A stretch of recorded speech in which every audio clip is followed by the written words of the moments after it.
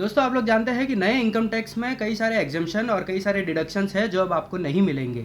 लेकिन कुछ इनकम ऐसी भी है जो अभी तक एग्जम्प्ट रखी गई है। अगर आप नए इनकम टैक्स के रूल के हिसाब से आपका इनकम टैक्स रिटर्न भरेंगे, आप अपने इनकम टैक्स की कैलकुलेशन करेंगे, तो उसमें ये वाली इनकम अभी भी एग्जम्प्ट रहेगी।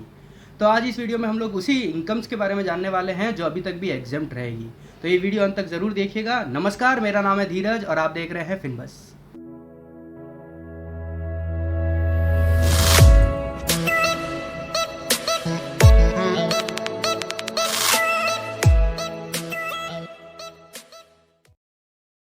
दोस्तों जो सबसे पहली बात हम लोग करते हैं वो है एम्प्लॉय प्रोविडेंट फंड की। अगर आप 5 साल से सर्विस में हैं, आपका एम्प्लॉय प्रोविडेंट फंड में पैसा पड़ा है, आप उसे विड्रॉ करना चाहते हैं, विड्रॉ कर लीजिए, कोई टैक्स नहीं लगेगा।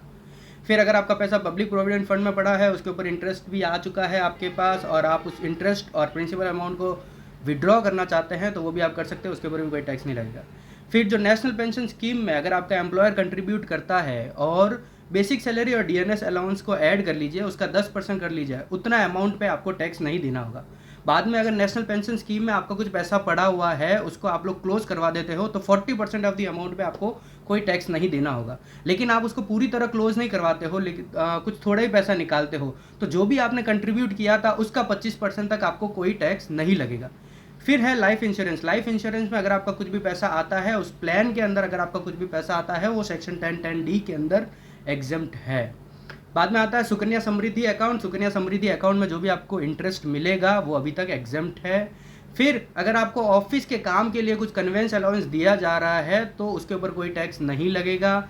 उसके बाद में है कि पोस्ट ऑफिस में आपने पैसा रखा है, उसके ऊपर आपको इंटरेस्ट मिलता है 3500 रुपये तक सालाना एक जन को, वो इंटरेस्ट पे कोई टैक्स नहीं लगेगा। उसके बाद में आप पढ़ाई कर रहे हैं, पढ़ाई के लिए आपको कहीं से स्कॉलरशिप मिली है, उस स्कॉलरशिप पे 1 भी रुपया टैक्स नहीं लगेगा। बाद में है कि आप 5 साल से सर्विस कर रहे हैं, मतलब आप सर्विस कर रहे हैं, उसमें आपको 5 साल कंप्लीट हो गया, एम्प्लॉयर ने खुश होकर आपको ग्रेचुइटी दी है, तो 20 लाख रुपए तक की ग्रेचुइटी पे आपको कोई भी 1 भी रुपया टैक्स नहीं देना है। उसके बाद में आप सर्विस कर रहे थे, आपको साल में कुछ इतने दिन की लीव मिलती है, आपने वो लीव नहीं ली, फिर आपके जब रिटायरमेंट के टाइम आ गए या आपने जब रेजिग्नेशन दिया तब आपने उस लीव को इनकैश करवा दिया, तो 3 लाख रुपए तक का अगर वो आप लीव एनकेशमेंट लेते हैं तो उसके ऊपर भी कोई टैक्स नहीं लगेगा। तो दोस्तों कुछ ये थे 10 इनकम जो अभी तक भी एग्जम्प्ट है, आप इसका फ़ायदा ले सकते हैं अपने इनकम टैक्स के इस साल के कैलकुलेशन में। ये बता दूं कि सैलरी वालों को अब ऑप्ट करना है, अब अपने एम्प्लॉयर को बताना है कि मुझे कौन से नए में जाना है कि पुरानी स्कीम में जाना है। तो इन सब इनकमों का अगर आप ध्यान रखेंगे तो आप ऑप्शन आपको सिलेक्ट करने में बहुत आसानी होगी।